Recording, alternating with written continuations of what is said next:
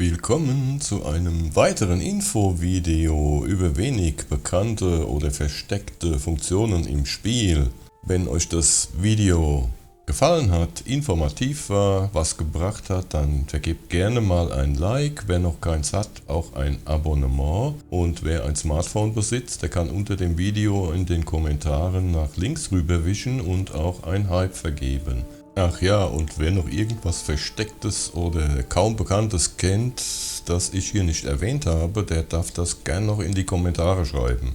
Und damit steigen wir mal ein in diese ganzen weniger bekannten Spielfunktionen oder auch versteckten Spielfunktionen. Wie zu sehen ist, habe ich hier keinerlei Anzeigen. Keinen HUD, der Kreis fehlt. Das kann man mit einem Tastendruck erreichen. Zack, und da ist alles wieder da. Das geht auch in dieser Ansicht. Es gibt ja da 3 Perspektiven, die man da einschalten kann. Und auch in diesen 3 Perspektiven jeweils kann man den HUD wegschalten. Wenn der HUD ausgeschaltet ist, steuert man allerdings auch nicht mehr das Schiff, sondern man steuert die Optik, also die Kamerasicht. Falls das bei euch nicht so sein sollte, schreibt ruhig mal in die Kommentare. Bei mir ist das jedenfalls so. Und wo ist die passende Taste dafür? Das sehen wir jetzt. Das ist die Funktion Perspektive umschalten, die es zweimal gibt bei Hauptgameplay und bei Raumschiff Flug. Beides funktioniert, deswegen sollte man da auch dieselbe Taste bzw. denselben Controller-Knopf benutzen, weil das die gleiche Funktion ist. Und ich sage da bewusst keinen Tastendruck, weil wir haben Playstation, wir haben Xbox, wir haben PC-User und diese Tasten lassen sich frei belegen. Daher zeige ich euch lieber die Spielfunktion, wo man die entsprechende Taste dann definiert. Und da könnt ihr dann bei euch selber nachschauen, wie das belegt ist oder den für euch passenden Controller-Knopf bzw. die Taste eintragen.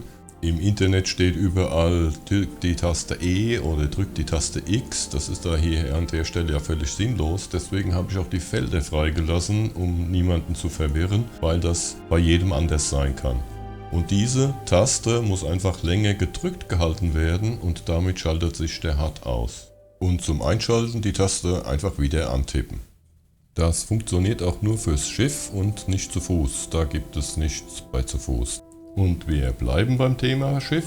Ich gehe in den Reisemodus. Im Reisemodus sehe ich ja jetzt dann die anzuwählenden Himmelskörper. Und dann wähle ich mir mal einen als Ziel aus. Zack, und jetzt starten wir den Autopiloten. Dann wird das orange, so gelb-orange. Da ist der Autopilot jetzt an. Und jetzt passiert nichts. Er fliegt ja jetzt nur ganz langsam los. Und da gibt es dann die Boost-Taste. Der nächste Schritt ist Druck auf die Boost-Taste. Und dann beschleunigt er richtig. Da sieht man jetzt bei der Entfernung in Lichtsekunden, da fängt dann die Zahl immer an zu rasen und kleiner zu werden. Wie der Boost im Normalflug muss der auch sich erst wieder aufladen, das sieht man nur nicht in dieser Ansicht und dann kann man wieder boosten und dann wird er noch ein bisschen schneller. Das kann man dann also noch weiter beschleunigen, indem man immer wieder boostet. Bei einer Entfernung von so etwa 5 Lichtsekunden oder weniger solltet ihr aber nicht mehr boosten, sonst schießt ihr am Ziel vorbei. Jetzt bin ich hier unterwegs im Reisemodus und dann taucht ein Ziel auf, ein weiteres, das dann so in diesem hellen Blau angezeigt wird. Anomalie. Jetzt möchte ich dahin, da schalte ich den Autopilot aus. Nehme das neu ins Ziel und schalte den Autopilot dann wieder an, damit ich diese Anomalie anfliegen kann. Man sollte wissen, dass wenn man das Schiff wechselt, nicht jede Art von Fracht übertragen wird. Ich habe zum Beispiel hier in diesem Schiff Kisten, da liegt Zeug drin, da ist nichts, ja, da liegt Zeug drin. Dann im Spind des Captains, da liegt Zeug drin. Und natürlich habe ich auch in meiner Fracht, hier in der Schiffsfracht, genügend Zeug drin liegen. Jetzt wechsle ich das Schiff. Ich wechsle also jetzt von der grauen Nova in die rote Frontier 2. In der Nova liegt das Zeug in diesen Kisten und im Spind. Und der Spind von der roten Frontier 2 ist leer. Und in diesen Kisten, obwohl das genau die gleichen auch sind, da ist nichts übertragen worden. Der Frachtraum, das ist übertragen worden. Es wird also nur der Frachtraum beim Schiffwechsel übertragen und nicht was im Spind des Captains liegt und nichts was in irgendwelchen Kisten liegt, die ihr nachträglich aufgestellt und gefüllt habt. das bleibt gespeichert im alten Schiff. Das ist also nicht verschwunden, das ist nur in dem anderen Schiff nach wie vor drin und bleibt dort gespeichert. Das sollte man vor allem auch fürs Kapern wissen, weil nämlich beim Kapern genauso passiert. Das heißt, ihr habt ein fremdes Schiff gekapert und jetzt wollt ihr das verkaufen. Und wenn ihr in dem gekaperten Schiff den Spind vom Captain und auch Kisten, die da rumstehen, nicht ausgeleert habt, dann verkauft ihr den Inhalt praktisch mit und er geht euch flöten. Wenn ihr ein Schiff gekapert habt, nehmt also aus dem Spind des Captains und aus allen möglichen Kisten und den Leichen alles raus in euren Rucksack. Ihr könnt Objekte beliebig, auch Körper, nehmen, indem ihr einfach die Aktivieren-Taste länger gedrückt haltet, wenn ihr auf das Objekt geklickt habt.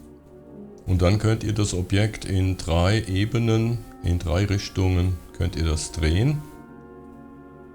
Das sieht man jetzt hier. 3 Varianten zum Drehen. Und wenn ihr dann fertig seid und es ist so ausgerichtet, wie ihr es haben wollt, dann drückt ihr wieder die Aktivieren-Taste und dann wird das Objekt fallen gelassen.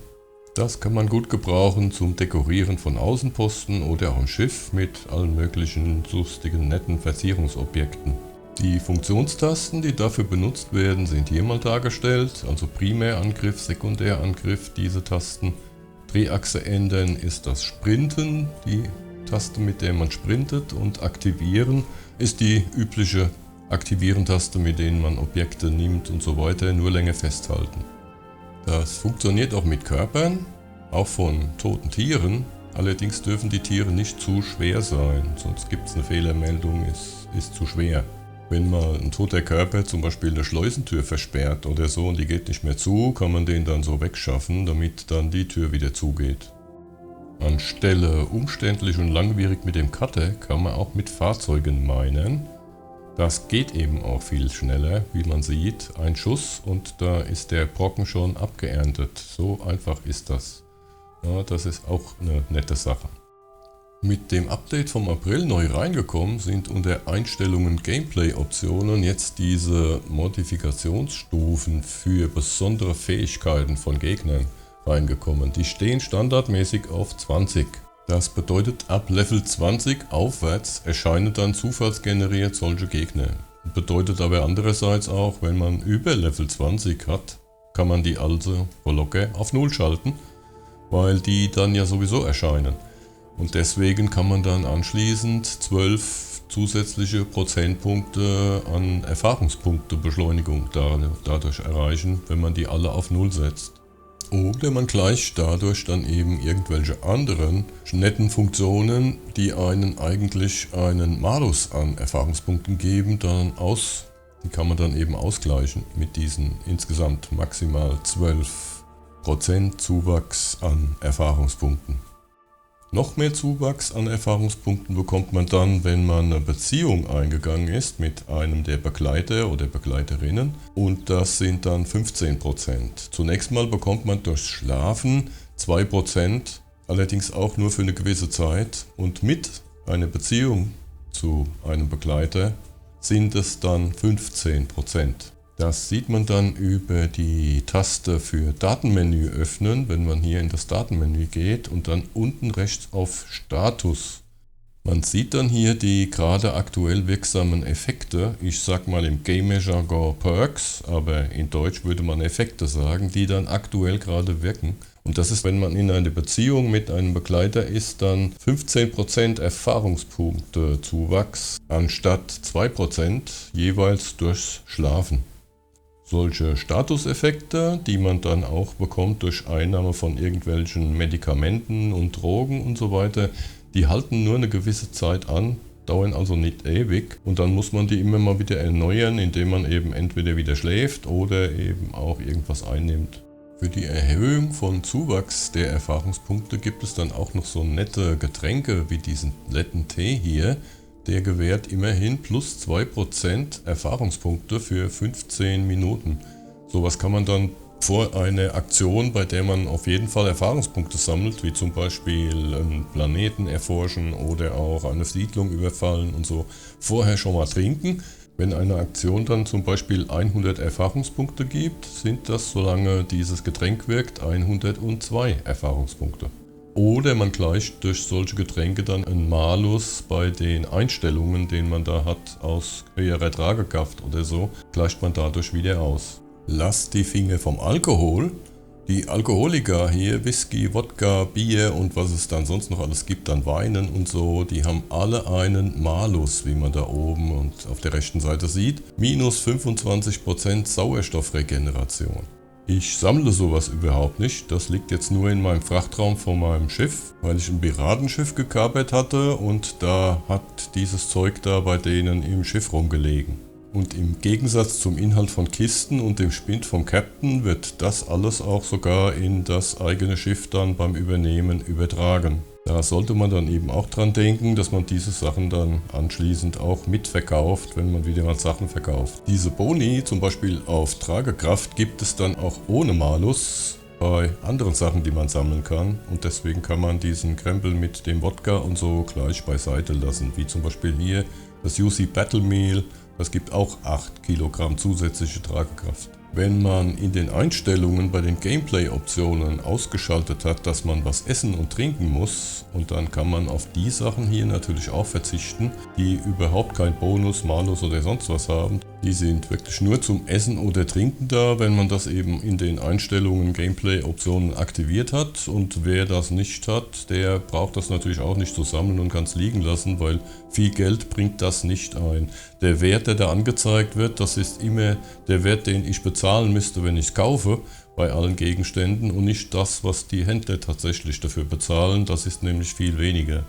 Wenn ihr Schmuggelware ergattert habt, die hier so gelb mit so einem gelben Symbol gekennzeichnet ist, dann kriegt ihr die problemlos los jetzt nach dem Update an 3 verschiedenen Stellen. Das erste ist die Raumstation Der Bau im System Wolf. Das zweite ist in Porrima in dieser Kneipe Red Mile. Und das dritte ist jetzt in Anchor Point im System Algorab. Die Händler in diesen beiden Raumstationen bzw. die Barfrau in der Kneipe Red Mile kaufen diese Schmuggelware und man wird da eben nicht gescannt, wenn man da hinfliegt. Gut zu wissen, dass ich hier nicht irgendwie die Reihen füllen muss, um höherwertige Skills zu erreichen. Ich wollte zum Beispiel hier den Skill Außenpostenverwaltung erhalten und um diesen Skill zu erreichen, in der dritten Reihe von oben braucht man 8 vergebene Skillpunkte und da habe ich oben die beiden anderen Skills mit jeweils 4 komplett erlernt und dann ging die dritte Reihe auf und ich konnte dann direkt weitermachen mit der Außenpostenverwaltung. Um diese höherwertigen Reihen zu öffnen, braucht man also eigentlich nur die entsprechende Anzahl von Punkten. Das sind 4 Punkte für die zweite Reihe von oben, 8 Punkte zum Öffnen der Skills in der dritten Reihe von oben und 12 Punkte zum Öffnen der letzten Reihe von Skills. Für welche Skills in welcher Reihe man diese 4, 8 und 12 Skillpunkte dann vergeben möchte, das hängt halt vom eigenen Geschmack ab, welche Skills man gerne erlernen möchte. Das waren jetzt mal geballte Infos, die, ja, ich sag mal ein bisschen versteckter sind und so, wie gerade diese Tastendrücke für das Drehen und diese Sache mit dem HUD und so.